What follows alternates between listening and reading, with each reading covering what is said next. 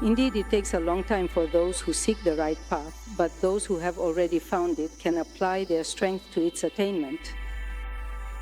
We want to see them advance with joy. Every step they take is a joy for us. We are ready to send them strength so that they do not fall. One must live amidst difficult currents. Even the ship on its journey must face the obstacles posed by the elements. Good evening everyone, and welcome to the Show of Consciousness.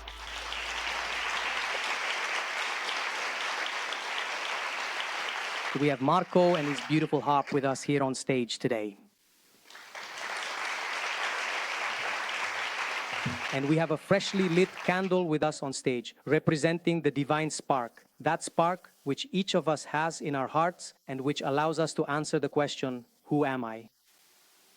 Tonight we will tell you a story. And as incredible as it may seem, I give you my word, it is a true story. Do you like the program? Yes, excuse me, but I've spent my whole life asking myself, who am I? Can you really help me understand that? But that's a wonderful question. I ask myself that every day. I would say that we can talk about this and more with Dr. Sepe and Dr. Onorati. Good evening. Have we found each other? Good evening.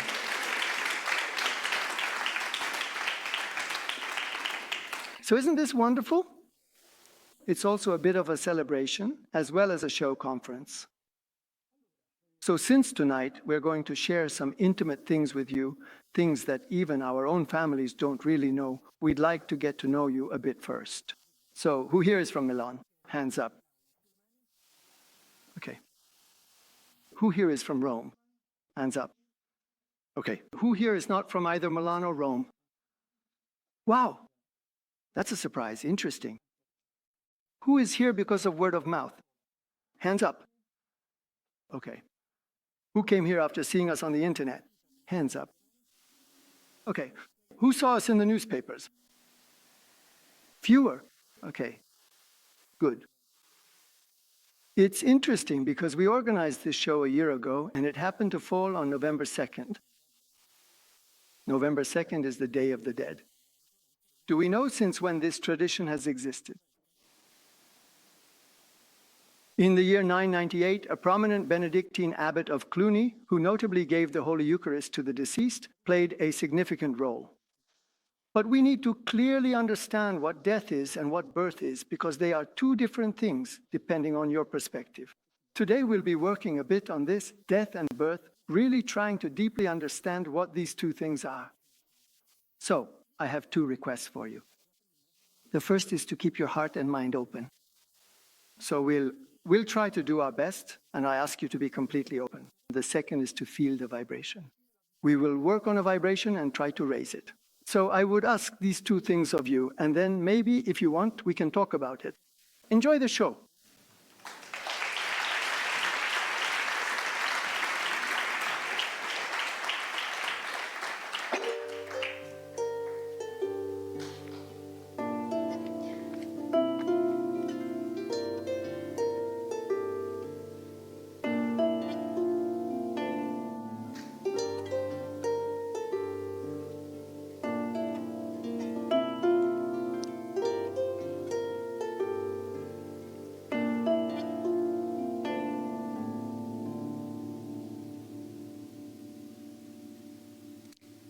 So welcome back. The distinguished title of this particular show, of this significant conference show, is indeed an ambitious one. Tonight, we will meticulously tell you the comprehensive story of ourselves, of our dedicated group, and we will precisely tell you where we originally started and where we have successfully come to today. Why consciousness? So we know that our true essence is our consciousness, not our personality. Many times we hear people talk about personality, about consciousness, and we struggle to experience it, especially at the beginning, when we say our consciousness is silent. Our consciousness leaves us many messages along our path, many signals that in most cases we are unable to recognize. And many times the signals repeat themselves, meaning the same things happen to us year after year, until we start to ask ourselves, but why? Many times we ask ourselves, but why me? But why now, when everything was going so well? Why is this thing happening to me right now? And I believe this is an experience we all share. We've all found ourselves asking these questions, trying to understand who we really are. Over the years, we've managed to find some answers, starting from some of these signals that we began to decipher. The language of consciousness is an ancient language that comes from far away. I like to say that it comes from elsewhere. It's not a specific place for any of us, but it comes from another space, from another time, from very far away. And when we are ready, when our heart is ready, we start to find answers. These are answers that do not come from our mind. It's not the mind that reasons. It's not the mind that says it's this way or that way, but it's our heart that gives us answers. We could say that our mind seeks answers while our heart gives us answers. Or, as Eugenio said earlier, we will tell you many things. Some of these things the mind will not understand. For other things, we ask you to listen to them, that is, to let them enter your heart. And if they resonate with you, so to speak, then you too can start asking yourselves other questions. The journey we will take together this evening will be one that goes from the invisible, what was initially invisible and unknown in our story, in our lives, to the visible. Some things we will share with you by revealing a bit of everything we have learned. So, one revelation after another. And this journey will follow the path and the road from life to death. This afternoon, we will often talk about life and death. We will talk about what life means to us and what death means to us. That is, a passage from one life to another. What is death for the personality is in reality a rebirth and a new life for consciousness, a life that follows one after another. The most common risk when we walk our path, let's say our life, is to identify ourselves with our personality and therefore no longer truly understand who we are. And so, perhaps we identify with the job we do, with the friends we have, with our family, with all those things we manage to know, and that over the years we tell ourselves we know better. This identification sometimes makes us lose sight of who we truly are. And so, in order to answer this big question, who am I?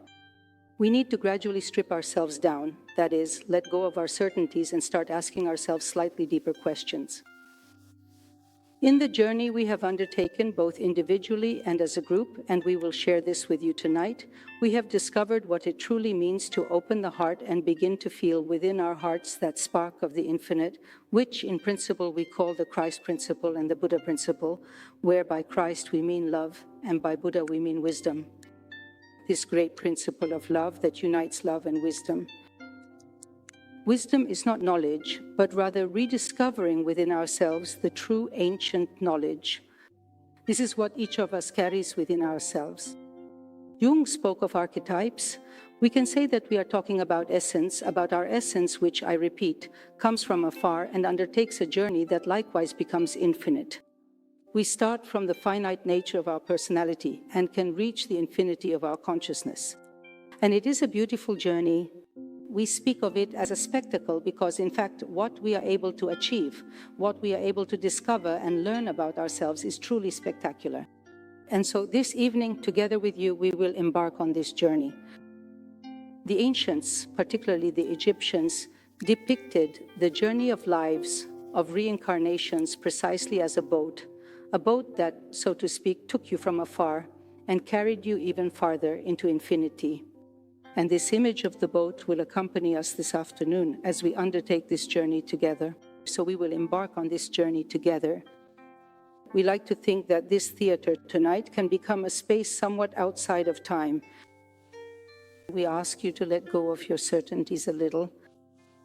It's not 5:15, but rather a space of a few hours where together we will feel vibrations, as Eugenio mentioned earlier, and we will feel resonances in our hearts. Maybe we will have moments of recognition. Maybe we will meet someone or something that reminds us of someone else, and something else that we ourselves don't even quite know what it is. And let's leave this question open. Let's trust ourselves. Let's trust ourselves and what we feel in our hearts. So we will travel through space together, starting from ourselves, from what we were when we were one, let's say, to what we have become as a group, and to what we aspire to become as us, as humanity.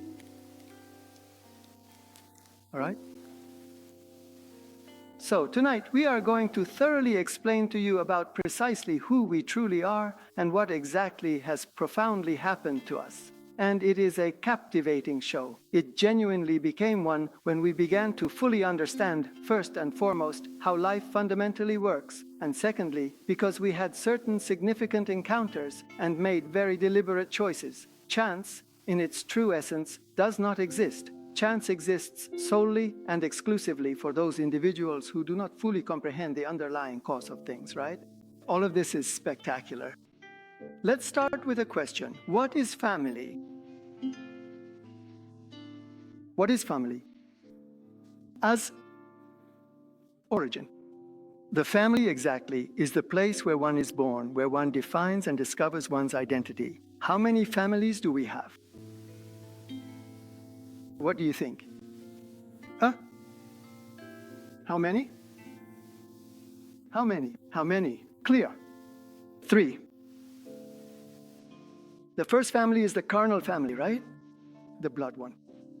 Our parents gave us our bodies, right? And we are not the body. That carnal family is a family that we choose.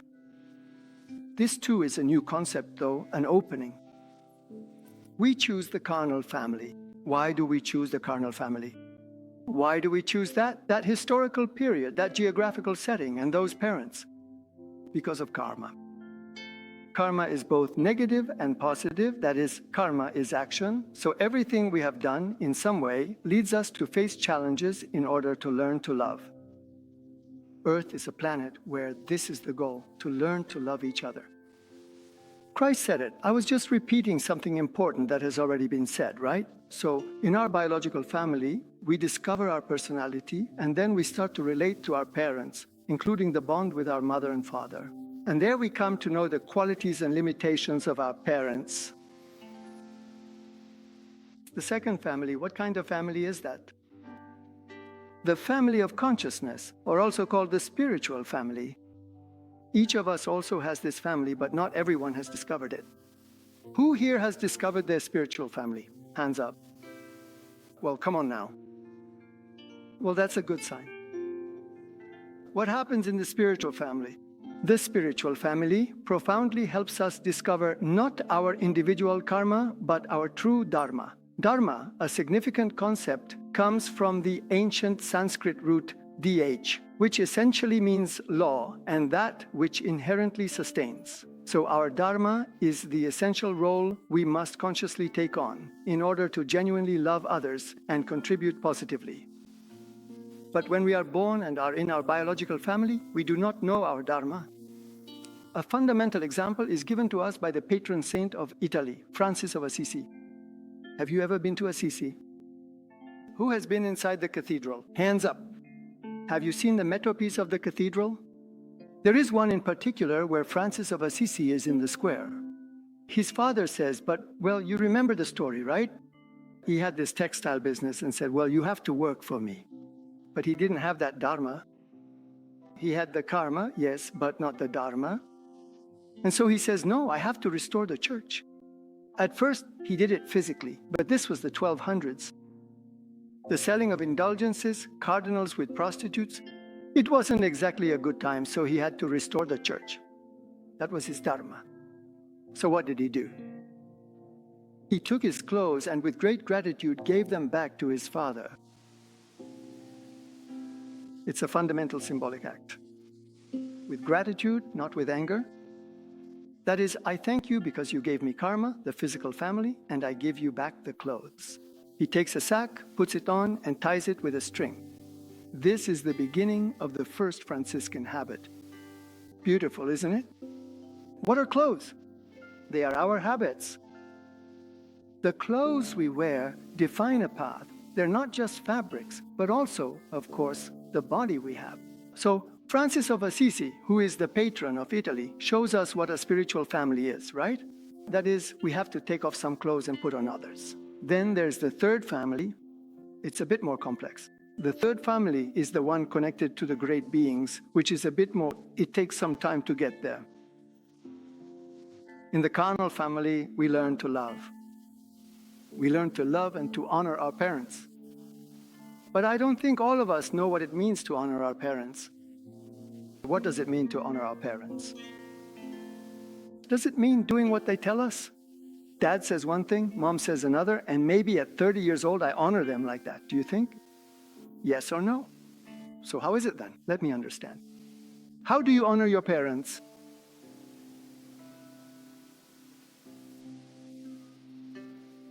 Who knows? Stand up so we can see you. By loving them? Good. Translated? We get two things from our parents, their limitations, but their limitations, if I had a critical father or a violent father, it's not by chance. I mean, I repeat, chance doesn't exist. I had to face that aspect of limitation. What should I do? I have to respectfully reject that particular aspect while profoundly thanking my dear father. Careful, we are indeed psychotherapists after all. This is a counter-paradox. I thank you for a limitation. So what am I doing? Just like Francis of Assisi did, I am taking off this limitation that is mine because I am the one who chose my father that way, and so, in a sense, we reject our own limitations. The second thing is, we take the best things from our parents and make them our own. Because that's the white karma, right? We take this, and this is fundamental. If we genuinely do not do this, if we truly do not honor our parents, we effectively die within the very flesh and blood family unit, which is undeniably a profound shame, no matter how outwardly beautiful or seemingly perfect it may appear to be. In other words, we don't answer the question that Gianluca asked, who am I? And so what we discovered over time, what we started to understand, we had help, of course. No one does everything alone.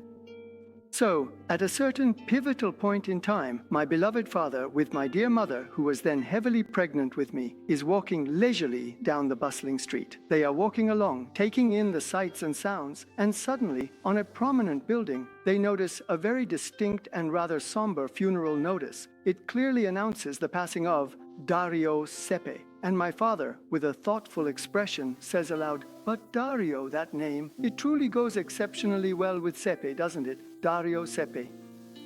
That funeral notice was for Dario Sepe, a race car driver, a driver who later died, and basically my father was giving me a destiny. Tonight we have here Geppi di Valsara, please. A friend of Dario Sepe. Did Dario race? Did you race too? He was better. See what luck, this is a wonderful twist of fate. Dr. Giuseppe Tropiano, the esteemed psychiatrist, friend of Dario Sepe, here with us. So I'll tell you a story that also has some related supporting characters, like Giovanni Vicino. So Dario Sepe, what does that mean? That he's giving me a destiny? But is it just a coincidence? No, as we said before, coincidence doesn't exist. So what happens? That I take on this destiny, but I didn't know.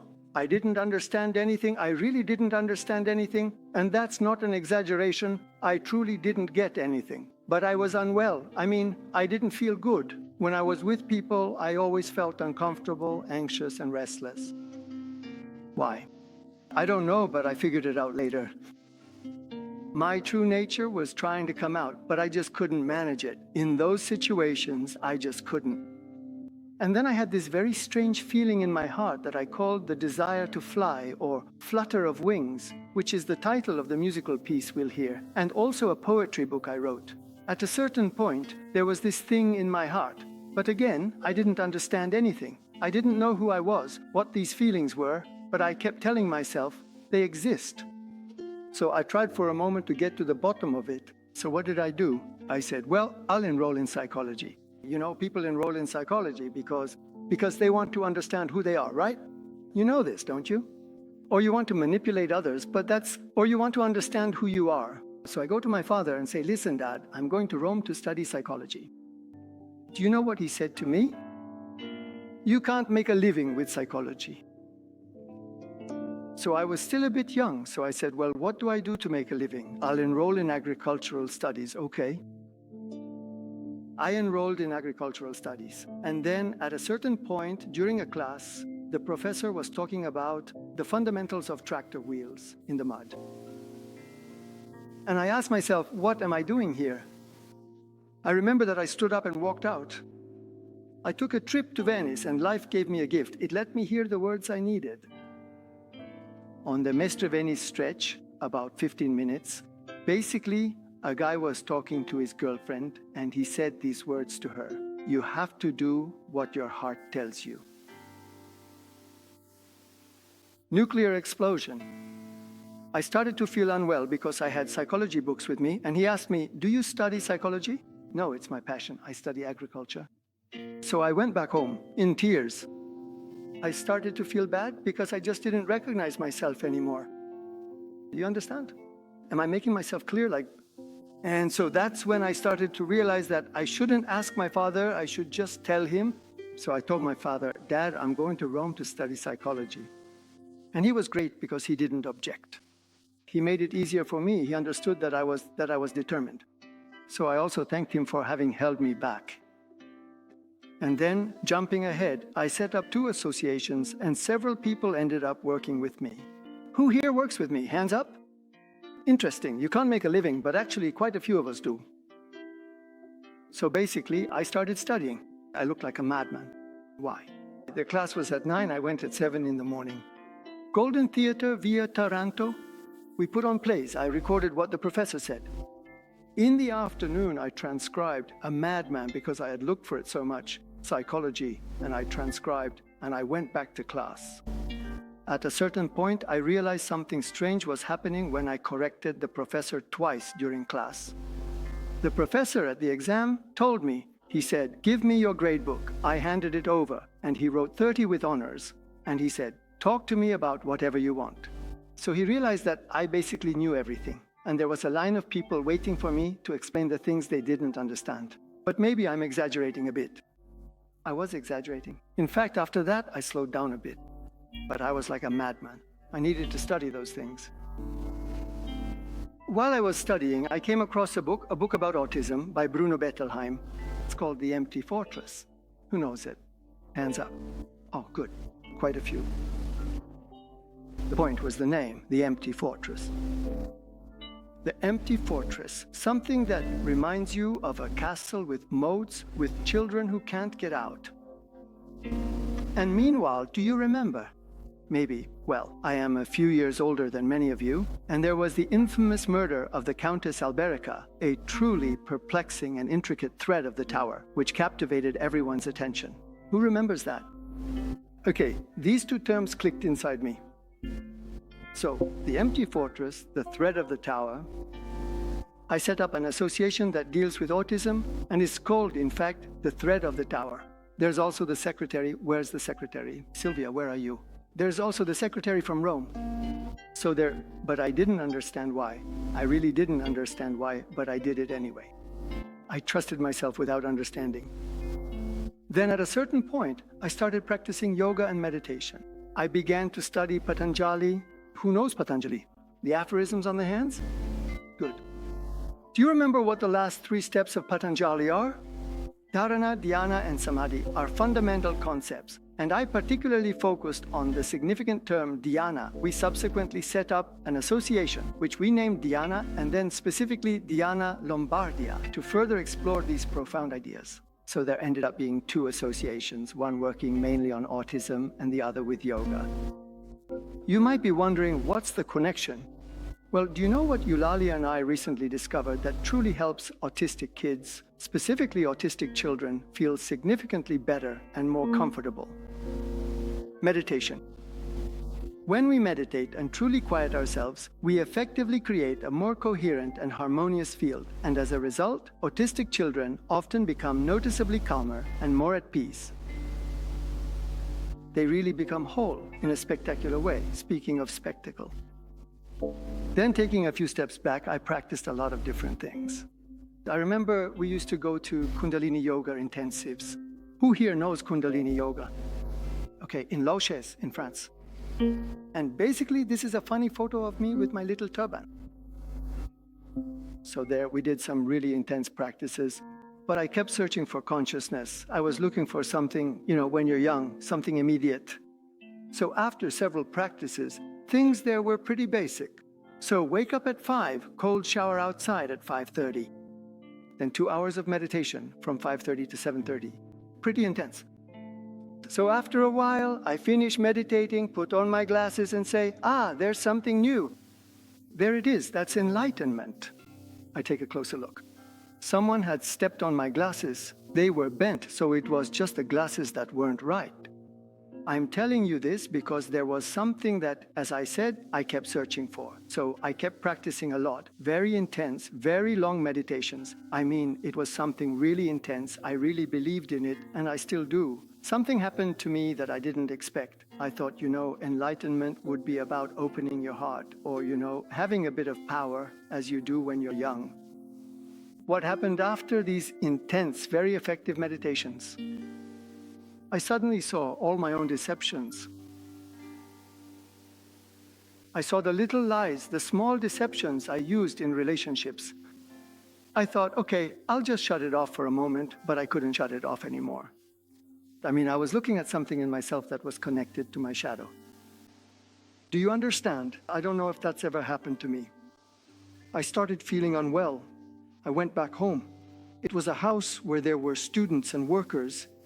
Antonella, who lived with us, opened the door and said to me, "What happened to you? What's with that face?" Oh God, it's obvious. It's the end. I go to bed without dinner so I can just shut everything down. And in a way, I did manage to close myself off a bit. But I didn't understand that the first thing that happens when we truly start searching is that we question ourselves. In other words, we find the strength to look at our own shadow. What are the two extremes? Not seeing it at all or projecting it onto others. I see that others cheat. And me with Paolo? Yeah, right. You cheat, don't you? Others cheat. Or I see it a little in myself and judge myself harshly. Those are the two extremes. Having the profound balance to truly look at our own shadow aspects and consistently remain loving and remarkably steady is a significant virtue that, in my considered opinion, we absolutely have to earn with considerable effort. In 1993, something very particular happened. There was a meditation intensive. I kept practicing a lot, and that's when Dario Sepe Geppi came in. So I'm in the car, three of us in the car without seatbelts, the X0, a super light car like that. So there's this small truck going 30 kilometers an hour, 30 an hour, in second gear, 30 an hour. So what do? I move over, overtake it, and I don't realize that the left wheels go into the drainage ditch where there were chestnut leaves and a lot of mud.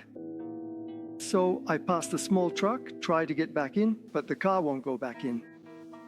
I try to brake, but the car won't stop. A big, beautiful oak tree was coming up. So again, this all happened in 5 seconds. I'm stretching it out, but it was 5 seconds. Again, I try to brake, nothing doing. I try to steer, nothing. The car goes straight toward the oak tree. What did I do? The craziest thing I could have done, I turned the wheel the other way. There wasn't enough space. There was a fence with the oak tree, and basically the car squeezed between the oak and hit a concrete post, and it went. The frame bent. We came out without a scratch, no seat belts, going 50 kilometers an hour, crashing into a tree. That's pretty tough. I get out of the car, open the door, and look at the lawn. It was a different color. I look at the sky, a different color too. I said, "What happened?" This time it wasn't the glasses. Something had happened. I call a friend to take me home, electric shocks from the sacral area to the first chakra to my head. Dario was dead again. Dead for the second time. Eugenio was born. I realized that my name was no longer Dario, and I gave myself the name I had previously given to two hill minas. Do you know what those are? Or two birds that talk. And so I understood that something had changed. I was young, I didn't have much wisdom, so I discovered that I could read minds. And I had fun with it. I would go around with people, with shopkeepers, and say, "You're thinking this," and people would get terrified. Do you know when I stopped? When a shopkeeper was about to call the police. Okay, that's enough. I stopped, but I realized that something completely different had opened up. So at that point, I founded the Filo della Torre, and only later did I realize that I was doing something very specific. It was my own awakening. I was calling out to others. In other words, I was ringing the little bell.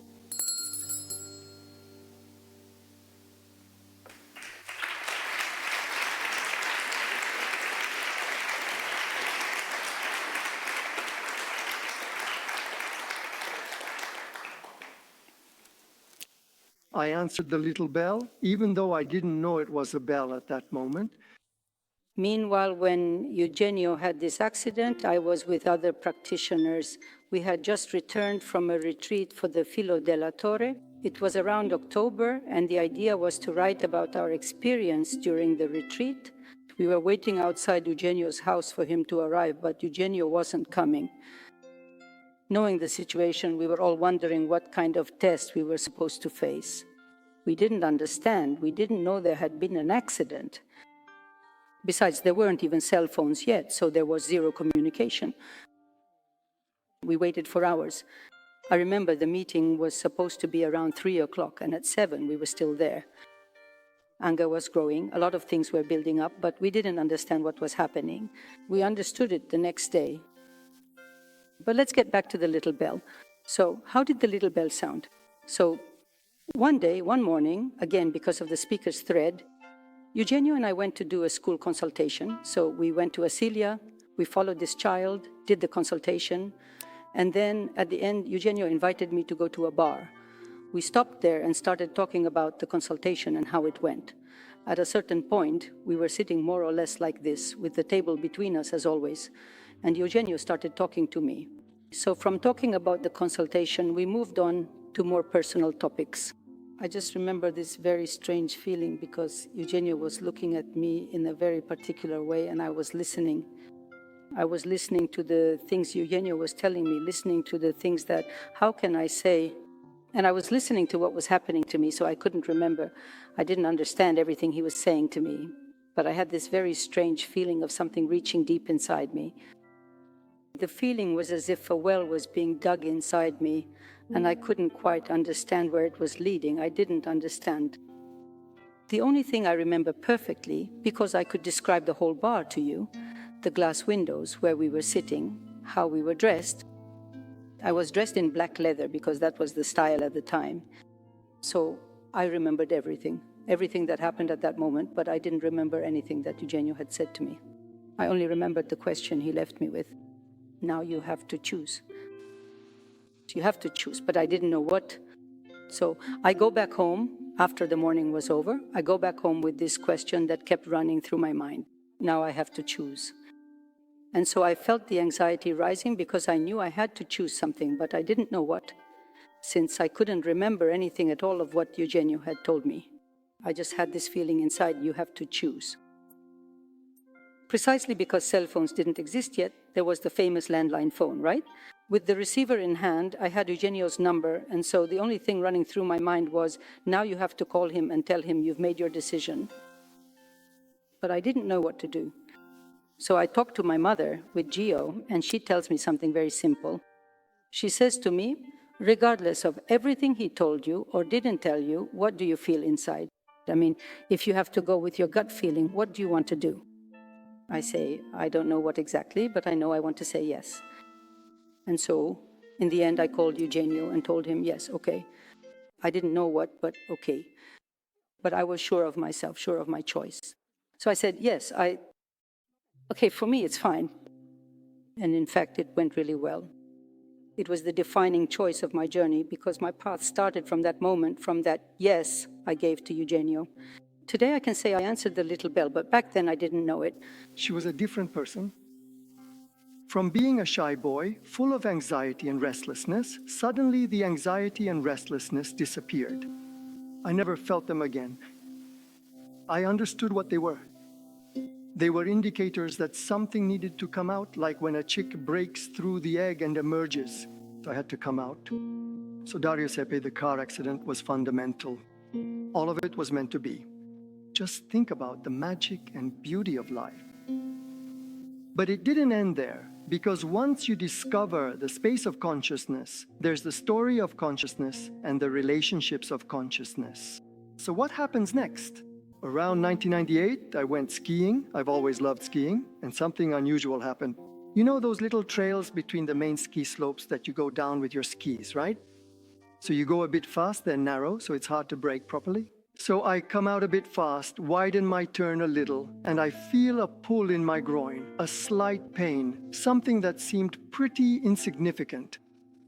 But shortly after, I had a panic attack, which I had never experienced before. I had never suffered from panic attacks, and I didn't understand what was happening. So I got terrified. There was a part of me that was completely scared. So I stopped. It was a beginner slope, and usually I do the black runs. So on this green beginner slope, I put my skis on my shoulder and walked down. The instructor was pulling me, but I said, no, look, I have to go down like this. But I kept asking myself, why did I have a panic attack over such a small pain? And no answers came. There were just no answers. Then a few months later, during an intensive meditation retreat, two things happened. The first thing was we were heading toward this farmhouse where we were staying. And there were 4 cars lined up, all red. It's not exactly easy. It's not like someone just decided to get a red one, no. 4 red cars? Look at that strange alignment. We've always paid attention to the messages life sends us. So we go to this intensive retreat where we weren't speaking. It was an intensive we did in complete silence, and an image came to me during meditation. You know, when we stop talking, even our inner connection becomes stronger. And so I started having this image of being tortured.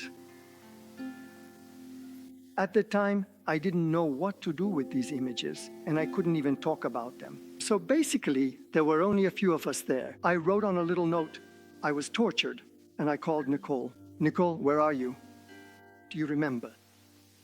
Okay. And Nicole wrote back to me, I was there too. I was an inquisitor. You see? So already, just one.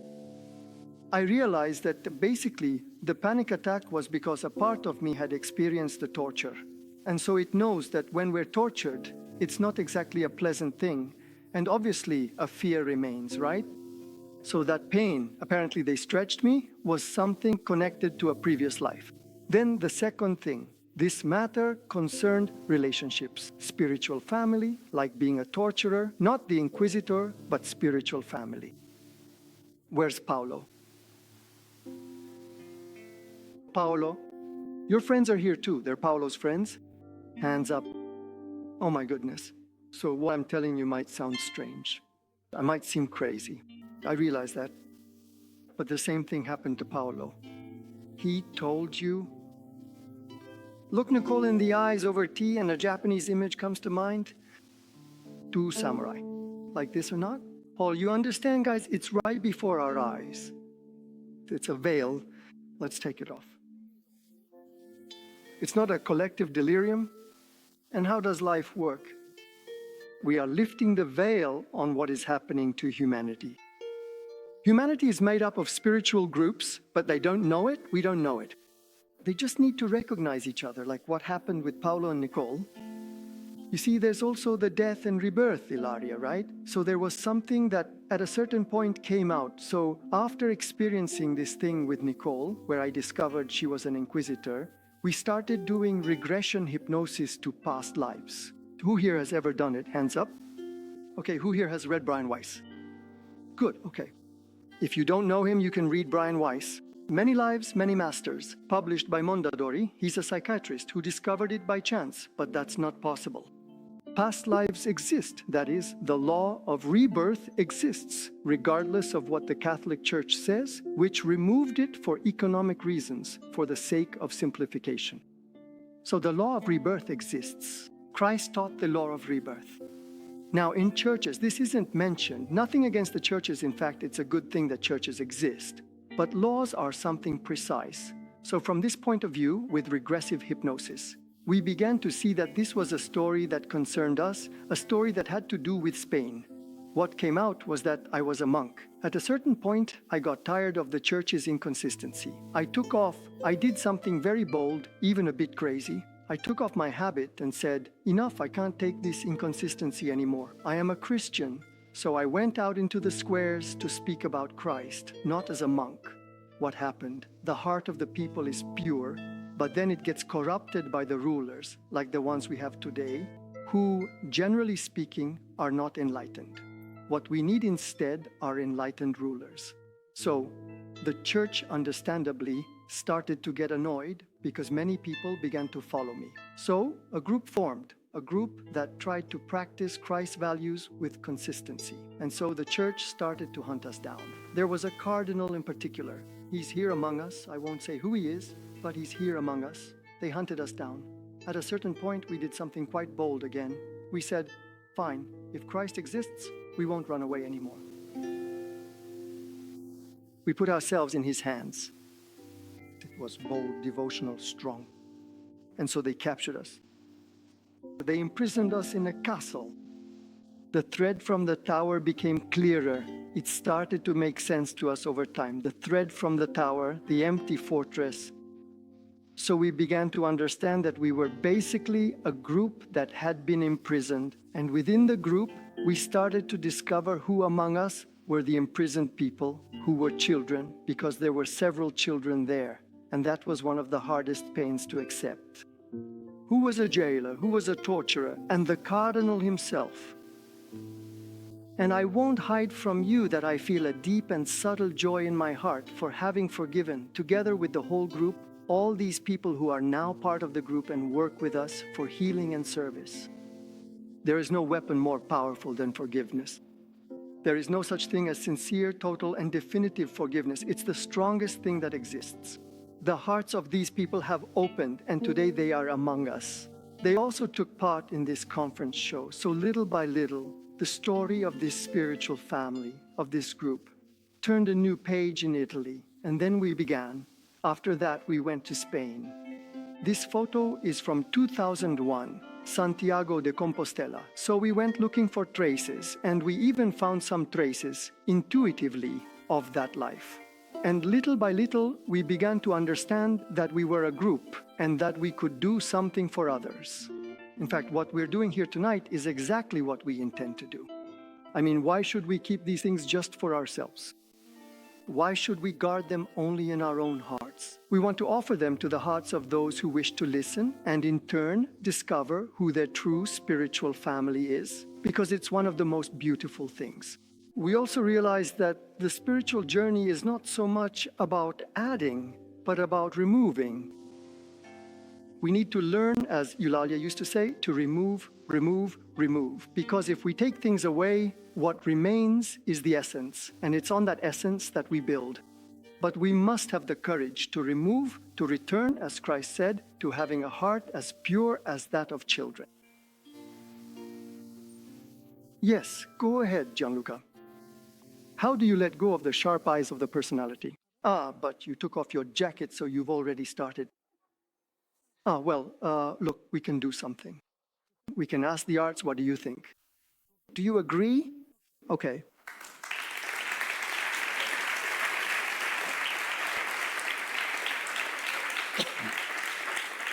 No, but not this particular instance or situation. What I mean to convey is that while there might be similar circumstances or related concepts that could be considered, this specific case, the one we are currently discussing or observing, does not align with the general rule or expectation. It stands out as an exception, a deviation from what one might typically anticipate. Therefore, it is crucial to distinguish this unique scenario from others that might appear superficially similar, but are fundamentally different in their implications or characteristics. This distinction is vital for accurate understanding and appropriate action, ensuring that we do not misinterpret the current situation by conflating it with something else entirely. It is imperative to recognize the nuances that set this apart.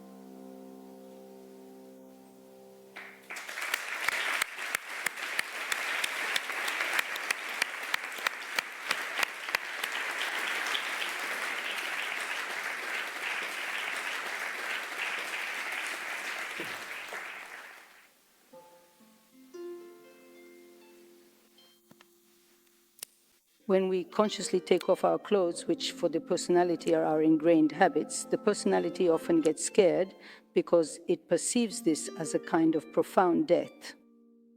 Many times when we talk about this, even during meetings with people, during personal development sessions, many tell us, I'm afraid of not doing this thing anymore, of letting go of this security, even if it might be a destructive security for the personality. But that's how the personality experiences it. So this means dying. Let's say we try to reassure people in the sense that this is not death. But for the personality, it feels real. It truly is a kind of death because we lose our securities, we lose our certainties. When we start to remove things, as Eugenio mentioned earlier, even through meditation, we learn to discover different things. And so the more we remove, the more we discover. The more we remove, the more we discover. This is truly something beautiful. Now, I'll tell you about the first time I had images, for example, connected to other lives. It was around 96. We were on a journey, a yatra, what we call a yatra. It was a journey of exploration with the group.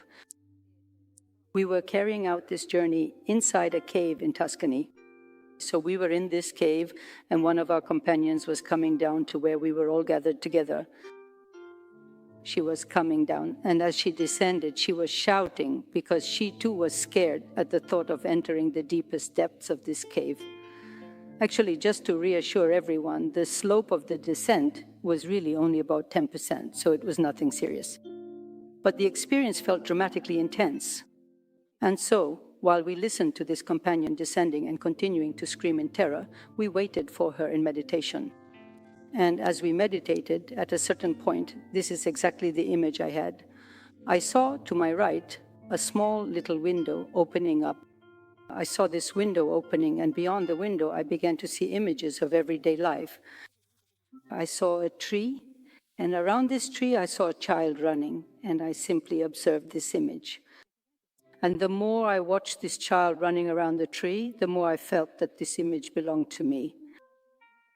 I mean, I was looking at that image as if it was my image and that was my son. But I didn't have children. I don't have any biological children. Yet that was my son. The more I looked at this image, the more I recognized my son in that child who was running, who was playing. It was an old image, more or less from the end of the 19th century. So how can I put it? It was a very strange feeling because inside I felt a deep anguish because I kept telling myself, this is my son, but I don't have children. This is from a distant time, but I wasn't there. I don't know what it was. Yet I felt inside that that image was truly mine, that I was looking at it with my own eyes and that he really was my son. I was convinced of it. So then, after the trip was over, we returned to Rome, and together with Eugenio, we did a regression, so a session of regressive hypnosis. And I went back to that moment and tried to understand. So I saw that the image that belonged to me was indeed of my son. I was a woman living in this small village, in a village near Pordenone. And during the regression, I actually saw the sign that said 13 kilometers with an arrow pointing to Pordenone. So it was a village 13 kilometers from Pordenone. And so after the regression experience was over, I told myself, okay, but I need to go and check. It was my first image of another life, so I had to check if I really was like that, because I kept asking myself, but is it just my imagination, or is it really possible that this is an image from another life? So then I decided to go to Pordenone. I got in the car, a red Fiat, and set off, a red Punto, and I arrived in this little town, so the same sign. And I realized that that's the little village I had seen in the image. How can I put it, that in this little village there was a small bridge that led, onto a country road. And at the end of this road, in the image I saw during the regression, I had seen that there was a cemetery, and in this cemetery there was also this child, because then the image continued. In short, this child had died at a very young age. So I crossed the bridge, parked the car, and started walking, and I arrived in front of the place I had seen. So there was supposed to be the cemetery, but I couldn't see it. In other words, it wasn't there. Internal sensations. Again, a lot of anguish here too. My mind was telling me, but it should be here. Why isn't it here? And I couldn't understand. As I kept trying to figure it out, I looked at this field. It was just a stretch of green, an immense meadow. And while I was there trying to understand what was happening, an elderly man walked by, so I asked him, "Excuse me, but here, what used to be here before?" And he said to me, "There used to be a cemetery here." "What do you mean there used to be a cemetery?" So two feelings inside me, again, even here. So I was right. My first thought was, so it's true, there was a cemetery here. There was a cemetery. And the second feeling was anxiety again, if there was a cemetery and now there isn't anymore. And the thought inside me was, so where is my son? Look, this feeling was incredibly strong, and so I asked this man where the current cemetery is. Where is the cemetery now? He gave me directions, so I retraced my steps, crossed that little bridge again, and went where he told me to go. And so I found the cemetery again. A very small cemetery, really, the cemetery of a country village, a small town. I enter the quiet cemetery and begin my search, and eventually I find a weathered grave with my family's surname clearly inscribed upon it. So I found the grave where my son is also buried. 150 years later, a great lesson. It was such a confirmation that that really was one of my lives. That was my life, that was my surname, that was my son, and that was my family's grave. A wonderful feeling inside of having found home again. That was kind of it.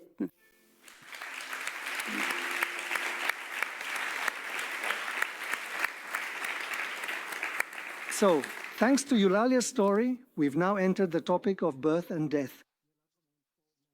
From what perspective do we look at birth and death?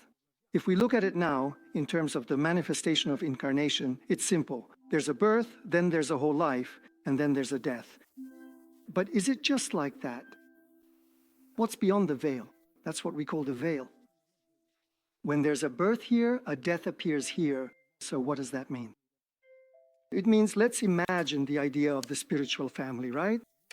It's not that the spiritual family only lives through one incarnation. It also exists outside of incarnation.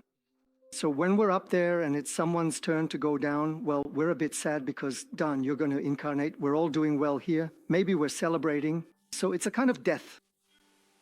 So what we celebrate as a birth down here, up there, they experience as a death. It's the same thing when we experience a death. Up there, they see it as a birth. That is, people are reunited. When Amanda, my daughter, was little, 2 years old, will you stand up and let yourself be seen? So she was 2 years old and she would say, "Dad, let's go say hello to the children under the bed." Which children? The children under the bed. So she would lean under the bed and wave to the children. Out of respect, because I understood it was real, I would go there and greet them with her. Then after a few years, she forgot. You don't remember it anymore, do you? Why? Because they accompany us when we are incarnated. Our family members on the spiritual plane accompany us. They help us because we feel isolated, right? In a body we don't know, we can't even speak, walk, but no. So birth and incarnation are tough. It's the same thing in reverse. When Jo, Eulalia's mother, passed through the veil in April, it was an event that still brings sorrow. After all, a mother is always a mother. When I got the news, I heard music. Jingle bells. But jingle bells? What does that have to do with anything? A joyful, festive song when there's a death. And I realized that she had been reunited with her husband, whom she had lost many years before. Do you understand? Trust in ourselves. The window, jingle bells, the children under the bed. It's essential to trust ourselves and the subtle codes we possess. What does attachment to the material world trigger? Fear. I'm afraid of death. Fear number one. We might end up living our whole lives as slaves to the fear of death, which in the end is actually a beautiful thing. I mean, I'm not encouraging anyone to anticipate it, because obviously that's not what we should do. But from this point of view, it's not a bad thing. Birth is more difficult, but the real birth, as Christ said, is not the first birth, it's the second birth. What is the second birth? Who knows it? It's the birth in spirit, right? in this world, but not of this world. When I realize who I am, I start to understand what my path is, but before that, I haven't truly been born yet. And if I tie myself to matter, I will die as someone already dead. You might ask, how is that possible? Yes, I'm already dead, I die, but I'm already dead, meaning I was never truly born. I don't know, is what I'm saying clear? Give me a sign, just so I know. Okay, you see, the second birth is fundamental. But we can truly make the profound second birth happen if we carefully and completely remove, and utterly remove all obstacles. And our essence slowly starts to emerge. And we get to what happened to me. Don't cry, you two. I'm watching you. In December 2022, I had a slight pain in my ear. So, well, what do? What does someone do when they have an earache? I go to the ENT specialist, right? I go to the ENT and he tells me, well, it's a minor ear infection, a bit pink, not even red. Don't worry. All right, let's also go to the homeopath. So I go to the homeopath. No, nothing, don't worry. Don't worry. But honestly, I could feel that I wasn't well. Basically, on December 11th, 2022, I lose consciousness. It's a Sunday, so at a certain point, Eulalia stops responding. We were at home, and I fall into a coma. Fedra was there. You saw them take me away in the chair, right? Ambulance, so Amanda was worried. Don't you start crying too? Amanda was extremely worried. So basically, the ambulance took me to the Umberto Bomei Polyclinic. Diagnosis, meningitis, bacterial encephalitis, the most severe kind. Okay?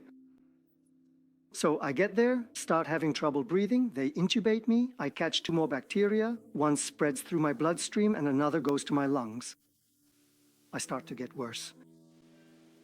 So a few days slowly go by, and then on Friday, December 16th, the anesthesiologist meets Eulalia in the evening, shakes his head gravely and says, "Ma'am, the situation is extremely serious. Please go home." Basically, meaning I probably wouldn't make it through the night. And so I was truly made to understand with a profound and undeniable certainty that I was indeed dying. I mean, honestly, look, there just aren't adequate words, no truly fitting expressions for it, because what I personally experienced was a state, a profound and ineffable condition that simply cannot be adequately described or articulated in mere words. I'm trying, but let's acknowledge that there's this gap. It's not that easy. Being intubated means you can't even breathe on your own. There's a machine. I was no longer in my body, no longer in my emotional or mental self. I was traveling among the stars. I was drifting among the stars, trying to come back because I sensed there was a part of me that understood what was happening. I tried to return, but I just couldn't get back. So, intubated like that, traveling among the stars, and at a certain point, I slowly started to cross beyond the veil. I realized it. And I said, no. I mean, I have so many things to do, including what we're doing together with you all tonight. And I asked for help. Ask and it will be given to you. It's a phrase we all know. But who has truly experienced it? Look, you're crying too. I experienced it. Ask and it will be given to you. And I said, okay, I offer myself. I'll do what I have to do for you. Help me, save me. I hadn't even finished the sentence. Suddenly, I felt something reach my heart. I heard a voice calling me by my third name, third family name. I'm not allowed to reveal it. And it called me 3 times with that name, answer. Imperative, answer, answer. The third time, bam, in my body. And so I came back.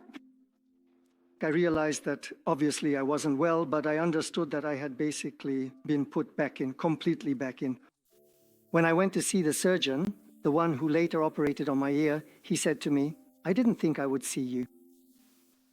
I had written you off, he was honest. And through all of this, a lot of things happened. Now, it would take a long time to tell it all, but many things happened so that the people around me saw what was happening on a subtle level. That is, very subtle connections with the other side. It didn't happen for me as a personality. My personality is worth nothing, nothing. But it happened for what I had to do, and what I had to do with my spiritual family. And also tonight, together with you all. Okay? So at that point, once I was saved, they took me out of intensive care and moved me to the infectious diseases ward. And on December 29th, I had the strongest contact of my life. So at 11 p.m., at a certain point, I was trying to doze off, to fall asleep. And so I thought of Eulalia. I felt the vibration of love that connects us. And suddenly what I define as a Christic energy entered. It entered unexpectedly in two ways in my relationship with her. And it was a feeling of being loved so deeply that I had never experienced before. You know that the aura of Christ can be felt from 20 kilometers away. You can feel it from 20 kilometers away.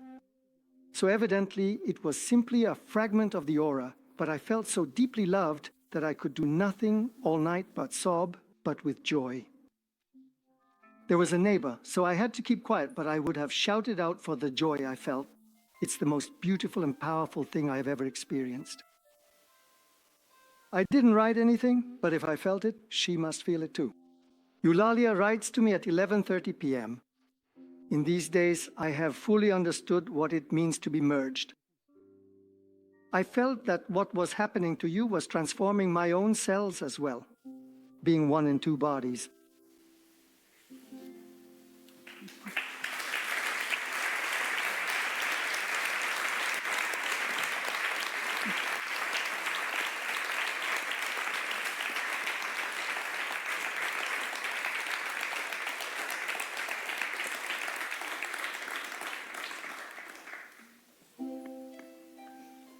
It's truly hard to talk and openly express oneself after the profound experience of hospitalization and everything else that comes along with it.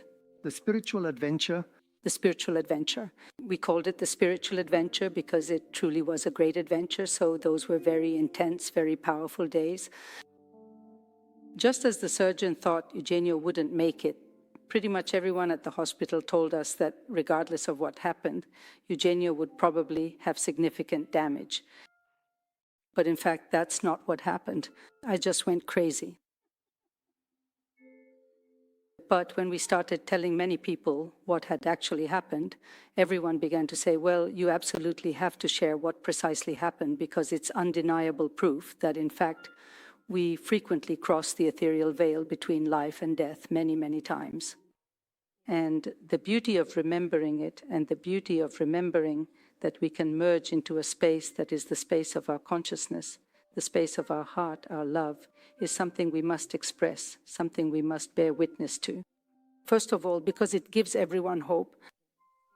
The most difficult test, in fact, on the level of personality is that of death. That is, accepting that there can be death is something extremely difficult on the level of personality. So imagine the beauty and hope that we can offer if we manage to manifest life instead. That is, the continuity of life, not the certainty of death on the physical level, but the certainty of life on the spiritual level. In those days, I could feel everything that was happening to Eugenio. While meditating, we meditated with the group. We did meditations for his healing. We could sense what was happening to his body, when his lungs were getting worse, when he was doing better or worse. And then little by little we can say he returned to physical life. This element of beauty in relation to love is about fusion, and it's something that has remained. It has remained even within the group. It's not just the emotion we feel when we think back on it, but it's truly the beauty of love that makes us feel as one. And we started to feel this not only on an individual level or as a couple, but we began to feel it even more strongly as a group. Earlier, Eugenio was talking about the experience we had in Spain as a group, regardless of who was on which side. Today, we feel as one as a group, and we've had other similar experiences.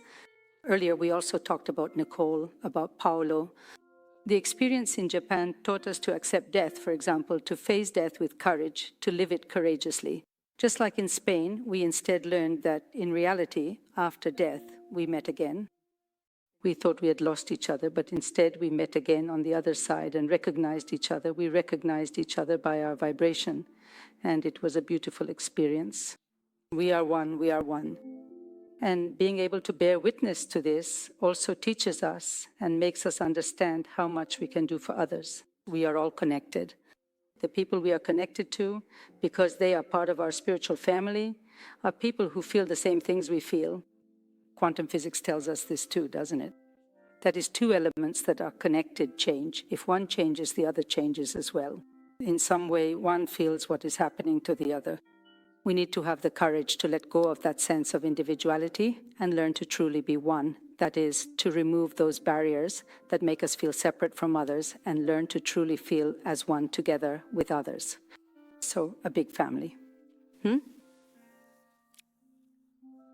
So we can say it's wonderful to recognize each other from life to life. It's also beautiful to bear witness to it from life to life. Has it ever just happened to you to recognize someone you've met before? To look someone in the eyes, maybe a stranger, and feel that there's something very intimate? Hands up. Okay, well, guys, we're ahead of the curve, huh? Once I went to buy a book in a bookstore that no longer exists on Via Merulana, an esoteric bookstore. Does anyone remember it? Okay. I walk in and there's a woman. There's a woman sitting on a stool reading. She looks up, I look at her, and I see her eyes and pupils widen. So, her husband was in the other room, so I thought, well, this is a bit. And then I felt a strong sense of attraction, but it wasn't a physical attraction, you know? And I thought, well, how do I say it to her? I mean, her husband is right there. He'll think I'm hitting on his wife. So I tried to find a way, and I said, look, your eyes, your pupils are dilating. Do you know what this woman said to me? Your pupils too. We were recognizing each other. Many times, falling in love is a recognition, so we recognize each other because there was a love that united us, and that love that united us doesn't end with death. When we love someone deeply, we are at peace. We don't lose them. It's impossible. How can you lose someone? Lately, in the past few days, working with the people in the group, I heard someone say, wow, what a beautiful life. Huh? Isn't that true? How about, because when we accept things, we don't fight them, we forgive, we accept the pain, everything changes completely. So what exactly is the fundamental point here? The crucial point is to gradually learn to effectively detach ourselves from certain things. If we detach ourselves from material things, from habits, and every now and then try to change our routines, not always doing the same things. We do new things like traveling or reading books. We open up, there's something new. Because if we don't do that, and as some of you who have read Dino Buzzati, hands up, no, he talked about those who died before their time. And so we truly do die before our time if we don't genuinely open ourselves up to embracing new things and novel experiences. And so the crucial word we absolutely need to focus on tonight is a very simple yet profoundly significant one. It is to go beyond.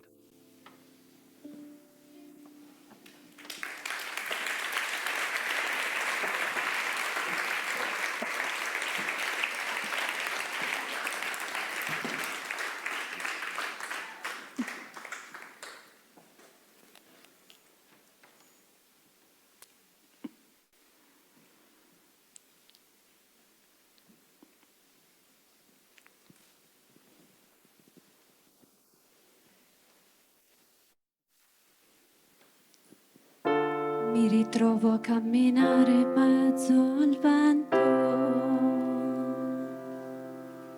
su una corda passo passo, sembra quasi di ballare.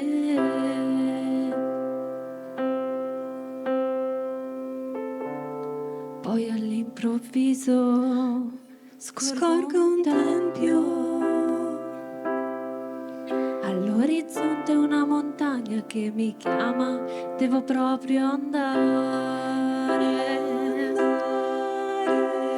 esorbitare come se volassi oltre il cielo, sento più leggera, come mai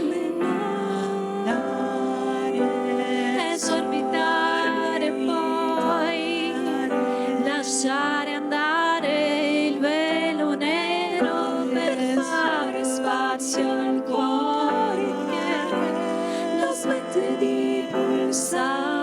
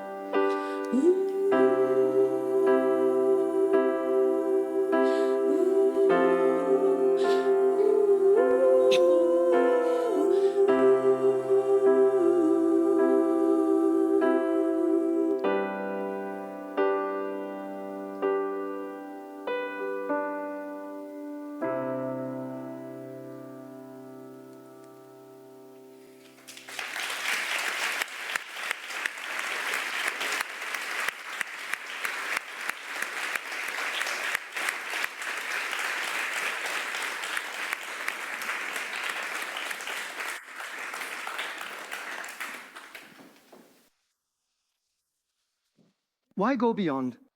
Because when we step outside of our personality, we enter a space that is not personality, a space where consciousness can begin to tell us something. If we set out on our path beyond our skewed perspectives, then little by little we find something, and life begins to speak to us. Of course, we need to have our antennas up, because life then, it's like I always say, do we want to learn how to read life? Let's learn to solve riddles. Do you ever do riddles? Because there, we really have to understand the symbols. Things don't happen by chance, and life is constantly speaking to us. This is the star of healing. After 30 years, together with a group of psychologists, we managed to define this star, which we presented for the first time, thanks to Miri at the Festival of Awareness. So the first point is karma. What is karma? Karma comes from a Sanskrit root. It means action, and it is unaccepted pain. Let me put it this way. Sometimes I tell you random things. I lose a brother, true love and sunshine. And so at a certain point, what do? I get angry. I get angry, so I become a warrior. I cut off heads and kill people. Why? Because I lost a brother. So do you understand what the crossroads is? Do I stay with the pain because I have truly already taken someone's life, and so I have to stay with that pain I need to accept? Or do I go to the third chakra? Are you familiar with chakras? 7 chakras, okay. Third chakra, anger, and so I do even more harm. I create an even worse karma. So the pain is not accepted. So we arrive at trauma, that is, pain made present. Trauma is not random. When something happens to us, we must always ask ourselves, okay, on the level of manifestation, this thing is unpleasant and painful, but on the level of consciousness, what is the message? Why is this happening to me? What am I supposed to do with it? Have you understood what pain is? What is pain?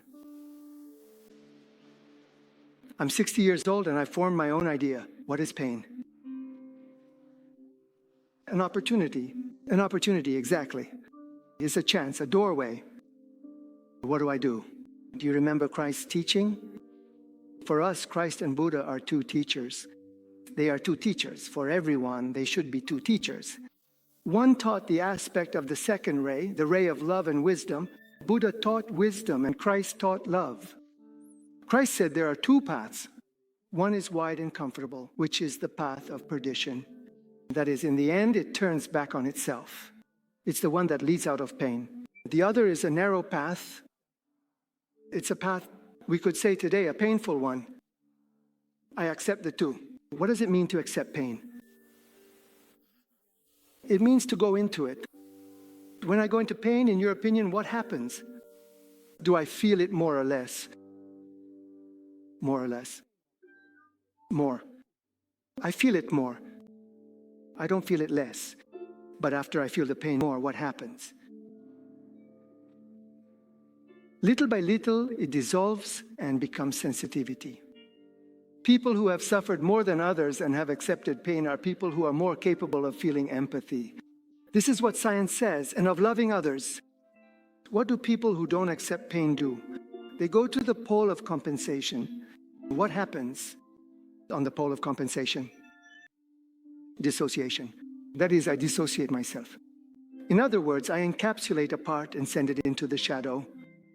It's true that I feel that pain less, but what do you think happens? When I put a feeling, a pain into the shadow, what happens? Am I okay? I'm not okay. I feel weighed down. There's something that hurts me. And so basically, it's a distancing of the personality from consciousness. This is free will. We can't just do whatever we want, and that's how it should be.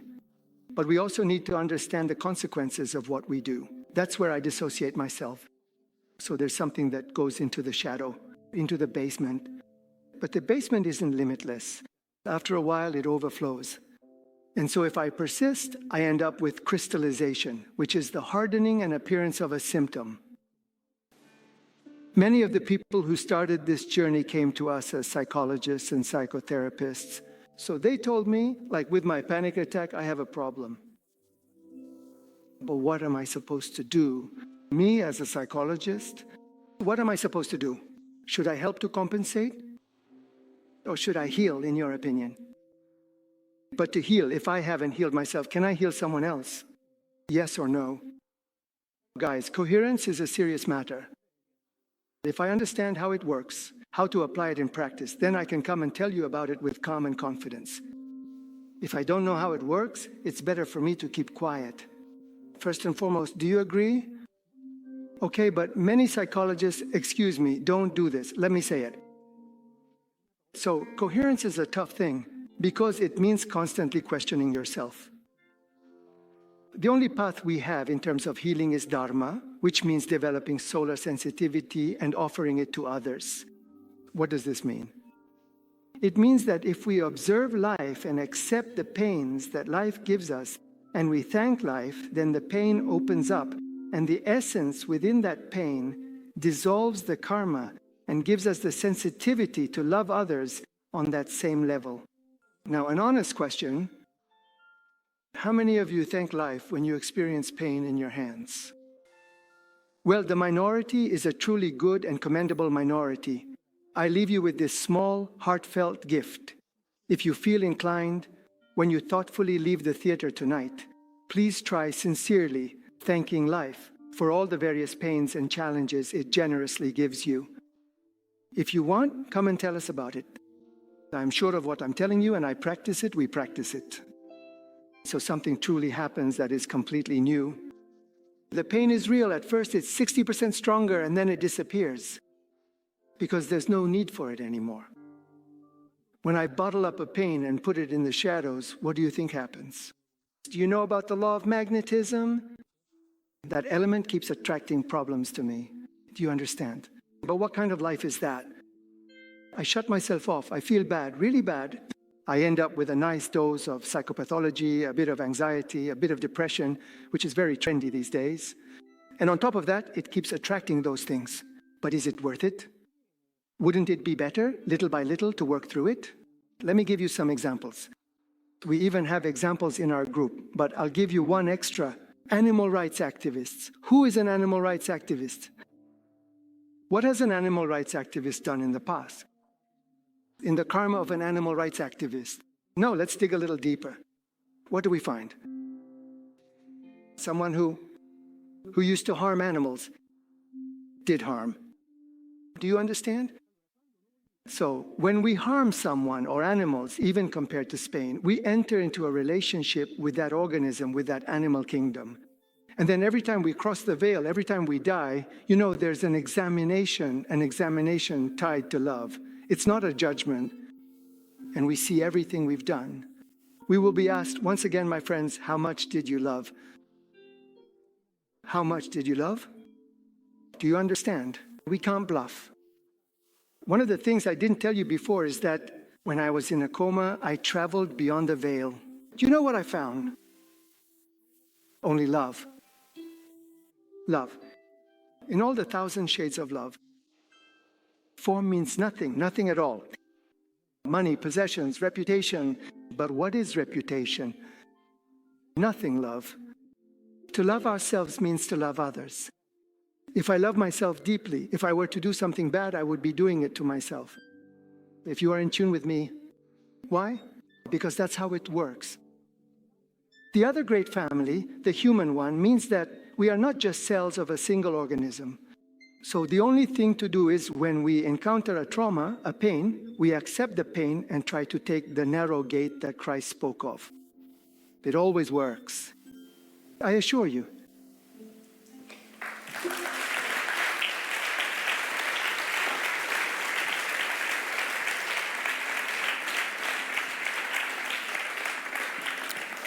Another compelling metaphor to represent the intricate process of individual lives, the cumulative sum of all lives, is the beautiful string of pearls.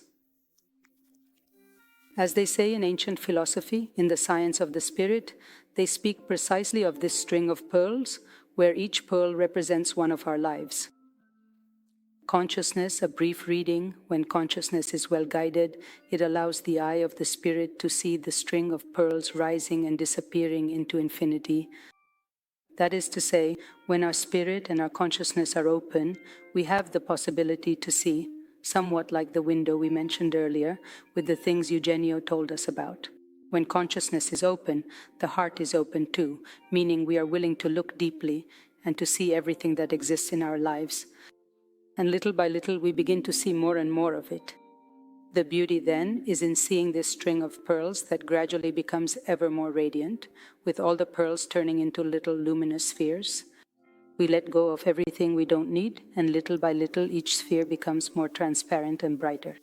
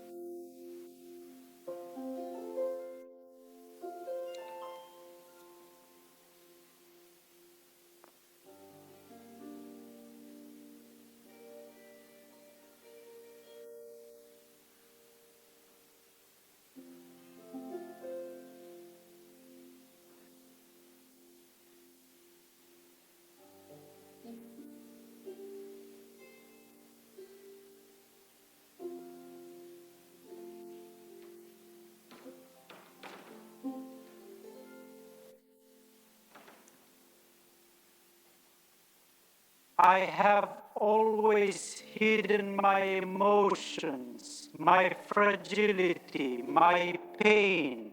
This made me feel safe, but in reality, I was just building a shield around my heart. Then, in my partner's eyes, I saw the pain caused by my distance. Love touched that pain, opening a crack in my shield, and I realized that love cannot remain locked away. Today, I choose to open my heart.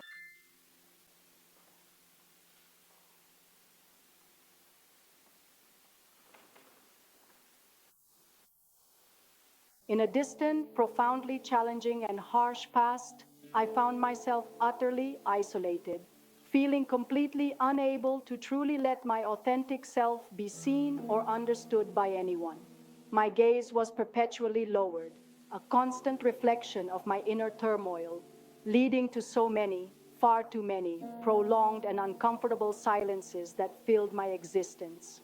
Then, with a conscious and determined effort, I chose to meticulously remove, deep within myself, one restrictive lock at a time, slowly dismantling the barriers that held me captive. Through countless cycles of existence, life after life, my heart gradually and tenderly opened up, expanding to fully embrace the profound beauty and the immense joy of truly living and thriving within meaningful and interconnected relationships with others.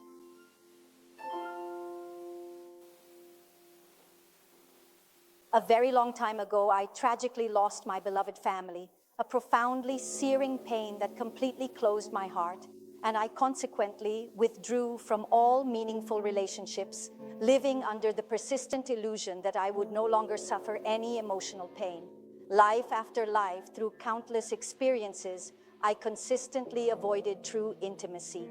Then, one fateful day, a gentle yet powerful voice deep within my heart softly whispered to me a profound message that would forever change my path. Embrace the pain. I embraced the pain. At first it wasn't easy, but then I learned to love myself, and I understood that to love means to give of oneself with joy.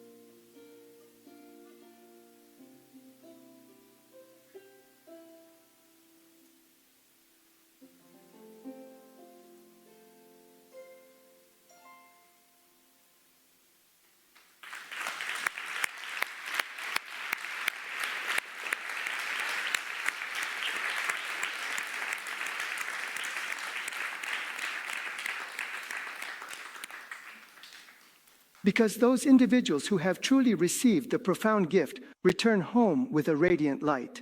So if we carefully think about it, a truly fundamental word is profound gratitude. What should we not be grateful for? For pain, we articulated earlier that it is indeed fundamental. So we have three distinct levels to work on. The very first is our internal level, which profoundly means starting to genuinely ask ourselves, who am I really? The second vital level is the level of relationships. What do we consciously bring into the space of our relationships? Do we truly bring genuine love? What does it comprehensively mean to bring love? It profoundly means putting the other person's significant growth and well-being before my own. Can we truly do this? This is precisely what it means to love. Otherwise, I merely use the other person because I have a specific goal. But that's not genuine love. That's using and manipulating. So the second crucial level of work is relationships. Relationships oriented toward genuine love gradually create a nurturing space and then a cohesive group, as wonderfully happened in our shared experience, which we've talked about a bit. The third profound level is that of humanity. I don't know if you fully realized it, but there is an incredibly important change happening here, a monumental paradigm shift. Humanity today needs to be guided in a somewhat different, more enlightened way, doesn't it? Providing weapons to Zelensky and witnessing the tragic genocide unfolding in Gaza, while we also engage in similar actions in Lebanon too, is this truly what you would call proper guidance? Do you genuinely agree with my perspective on this, or do you not? So, given all of this, what exactly do we fundamentally need to do? I truly realize what I am about to say is incredibly strong, the concepts of Christ and Buddha in the realm of politics. Isn't that right? And of course, they would never, ever form their own distinct political party, but we possess a profound power, that of invocation. It has consistently worked, and it always, without fail, works because it operates as a fundamental, immutable law. The great benevolent beings, if properly and sincerely invoked, simply cannot refuse to respond. Ask, and it will most certainly be given to you. So, what is truly being born for us in this present moment today is something akin to a very long, deliberate wave, precisely aimed at generating a new enlightened form of government that is deeply connected to the true masters of universal love and wisdom. We honestly do not know how long this transformative process will ultimately take. We only know with absolute certainty that there is no other viable or effective way forward. Enough with the senseless, destructive wars. There is indeed something profound that can be managed and resolved in a completely different, more harmonious way. There is only one historical example of a truly effective and successful government that genuinely worked, Do you happen to know which one it was? It was the remarkable government of the 300 disciples of Pythagoras. Why was it so successful? Because they were all deeply initiated disciples, individuals imbued with profound, unconditional love. So, wherever and whenever we manage to successfully achieve this, the entire way we are governed will change completely and utterly, won't it? Every nation has a motto. Do you know what Italy's motto is? I carved the paths. Beautiful, isn't it? Italy is already doing it, right? Fashion, Armani, they know it everywhere, in Africa and in China. And then there's gastronomy, the exquisite art of preparing and enjoying fine food. The names of many musical instruments are all Italian, a testament to Italy's profound and lasting cultural influence. But we have to think of a nation as a living, breathing organism, a complex system with interconnected parts. Italy's unique and essential function is to carve out paths connected to love, a universal and powerful force. And through this, the whole planet becomes clearer, more understandable, and more harmonious. What we're trying to do is abundantly clear. It will obviously take a very long time, perhaps even centuries, but the heart instinctively recognizes this profound truth. For me, it's the only truly viable way, gradually, step by deliberate step. It will indeed take centuries, a significant span of time, but what's the rush? What is the urgent need for speed? We'll reincarnate. It's not a problem, not an insurmountable obstacle. The crucial point is to move from free will, which primarily concerns children. Free will is essentially I do as I please and no one can tell me otherwise, much like a small impulsive child. Free will is precisely what makes us commit karmic actions, actions that have consequences. It's very, very different from talking about genuine freedom. There's this truly beautiful and insightful phrase, which is a brilliant synthesis of Kant's extensive studies.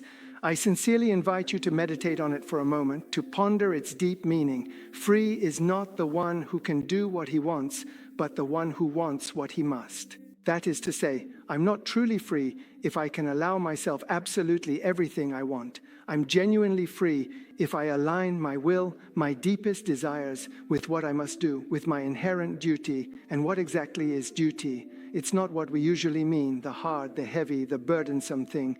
Duty is duty in joy. It's Dharma, the righteous path, the cosmic law. If I truly want Dharma, I become Dharma, I embody it. Guys, we don't merely have to walk the path, we have to become the path itself. If we become the path, it's completely fundamentally different. The mind has two incredibly important and distinct aspects. The first crucial aspect is discrimination. The mind helps us discern, to differentiate. This is good, this is not good, this is beneficial, this is harmful. That's important, undeniably so, but it's not the most important thing, not the ultimate goal. When I've clearly seen what's truly good for me and what's not, what do I do next? I naturally take what's good, what serves my highest purpose. Then when I grasp what is truly my Dharma, my inherent purpose, what should I do then? That's the other profound aspect of the mind. I identify with it, I merge with it. You see, our identity is not something automatic or predetermined. We are absolutely free to choose our identity, to shape who we become. And so, if I identify with my Dharma, with my true purpose, I become that spiritual dimension, that higher self. Obviously, be very careful of delusions because they're always lurking around the corner, ready to mislead.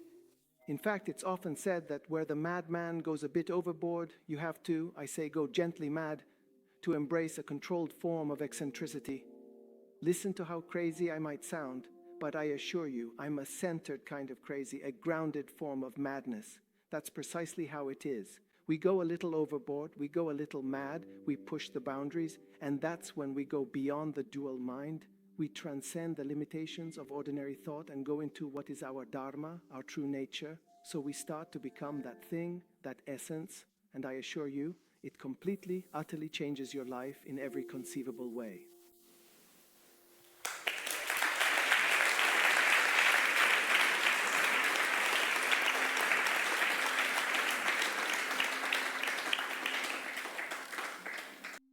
Let's say that thanks to this beautiful chain of teachings, and also thanks to all the experience we have, so to speak, we've tried to share it this evening, we can say on the spiritual level that we have all the time in the world. The fact is our spirit is truly infinite, but on the human level we have an urgency. We must not put off until tomorrow what we actually have the duty to accomplish today. Our Dharma, on the individual level, leads us to fulfill our function in the world. On the group level and on the level of humanity, we have the duty to bring love into our relationships, to bring beauty, harmony, and love into the reciprocity of our interactions. And this can become, not must become, but can become, an imperative in our lives. The beauty of doing it together lies in being able to overcome all our personal traumas, in being able to embrace, as Gino said earlier, the lesson that lies in every pain, in being able to give thanks for everything that life offers us, because it is nothing other than, so to speak, a suggestion to free ourselves from the chains of matter. So we gain experience through matter, but it is by letting go of matter that we return to being what we truly are, our true essence, our spirit. At this very moment, this is a very important point to consider.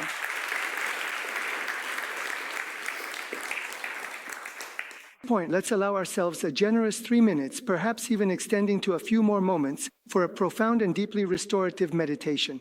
As we prepare, let us consciously sit with our back straight, ensuring a dignified and aligned posture, and feel our feet firmly planted on the ground, connecting us to the earth's stability. In this comfortable position, we can gently rest our hands in our laps, palms open or closed, whichever feels most natural and conducive to peace. Now, with a soft and deliberate intention, let us slowly close our eyes, allowing the external world to recede and our inner landscape to come into focus. We will then bring our gentle and unwavering focus to the very center of the heart.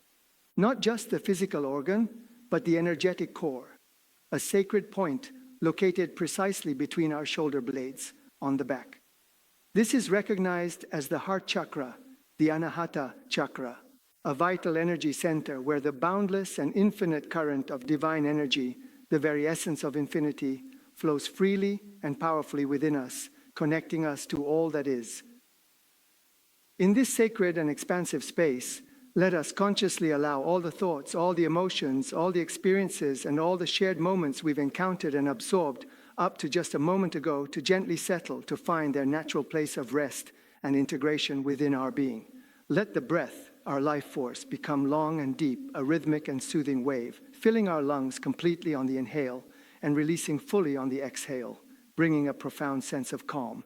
With each exhalation, let the muscles throughout our entire body progressively relax, releasing any tension, any tightness, any holding, allowing a deep sense of ease to permeate every fiber of our being.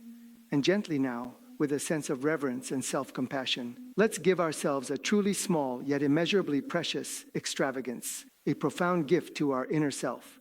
3 distinct times, with deep intention directed towards our heart, let our own name resonate, not just as a sound, but as a vibration, a sacred affirmation, intimately connected and harmoniously aligned to the holy and powerful name of Christ, the universal consciousness, 3 times. As we do this, simply and openly observe the subtle yet profound effect that this sacred resonance creates and unfolds within the very core of our heart, noticing any sensations, any shifts, any feelings of expansion or peace. Continue to inhale deeply and exhale completely, allowing the breath to guide you further into relaxation, gathering within the sanctuary of the heart the profound and sacred connection we have consciously made, anchoring it deeply within our being.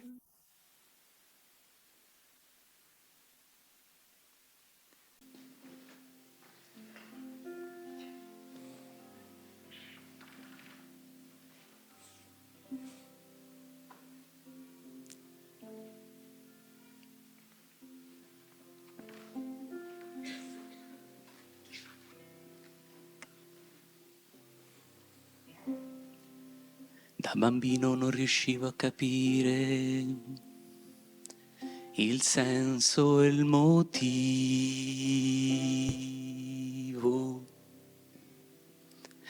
Il senso e il motivo di quel fremito da lì. Guidato da un angelo ignaro incantato, ti seguivo scoprendo pian piano. Ti seguivo scoprendo pian piano la mia vera natura.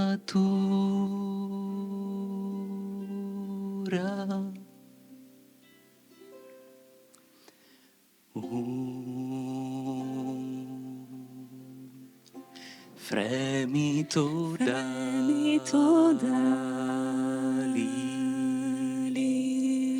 Mi sento leggero e l'anima vibra e vola lontano.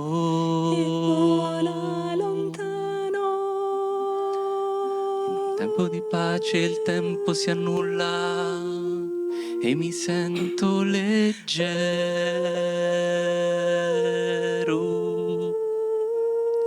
Un neonato, una piuma, un fremito d'ali.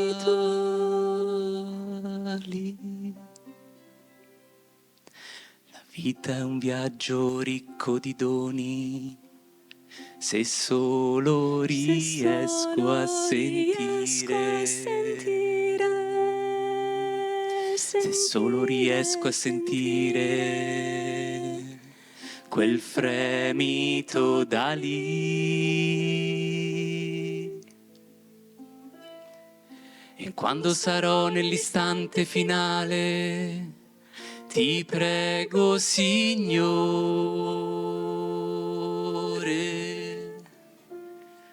conducimi a te con quel fremito da lì.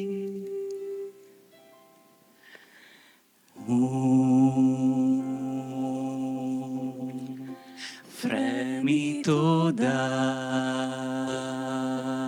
lì.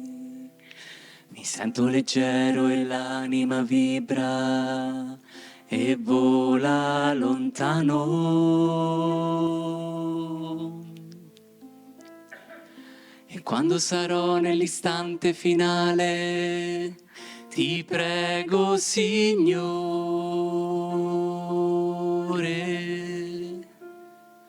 conducimi a te con quel fremito da lì.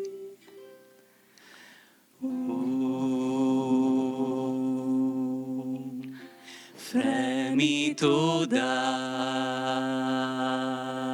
lì. Mi sento leggero e l'anima vibra e vola lontano. E quando sarò nell'istante finale, ti prego, Signore,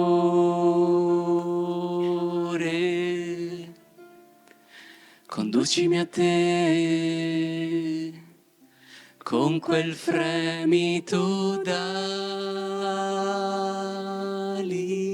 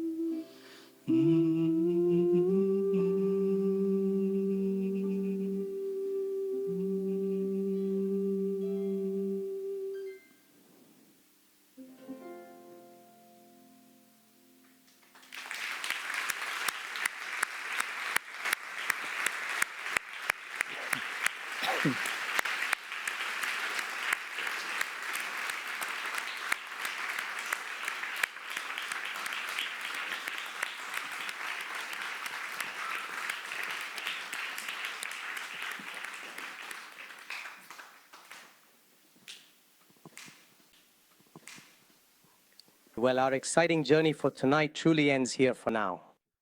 Thank you, thank you, thank you. But now my mind is completely full of so many pressing questions. What exactly should I do next? Well, that's a very good thing. Opening up new questions is a sign that the journey has already begun. If you want, we can talk about it together at the entrance. Maybe we can take this journey together for a bit. So tonight we have lit a flame, and now it's time for each of us to keep it safe in our hearts and keep it burning in the days to come. And I sincerely thank Eugenio and Eulalia.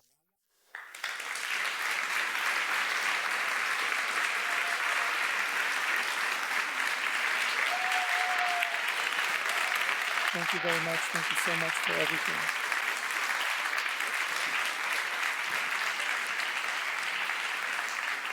And let's also extend our sincere gratitude to Marco, whose exceptional talent on his magnificent harp truly enriched our performance with its beautiful and resonant melodies. We must also acknowledge our truly fantastic dancers, whose graceful movements, captivating choreography, and boundless energy brought so much vibrancy and visual splendor to the stage, creating an unforgettable spectacle for everyone present. Furthermore, our dedicated actors, with their compelling portrayals and immersive performances, breathed life into every character and scene, drawing the audience deeply into the narrative and making the story truly come alive. And finally, our exceptionally talented singers, whose powerful voices, harmonious melodies, and emotional renditions filled the air with breathtaking sound, creating an unforgettable auditory experience that resonated with all who listened.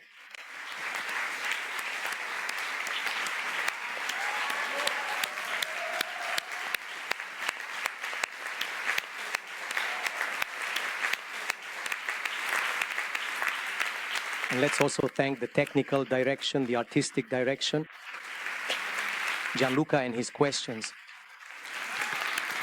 Thank you all very much.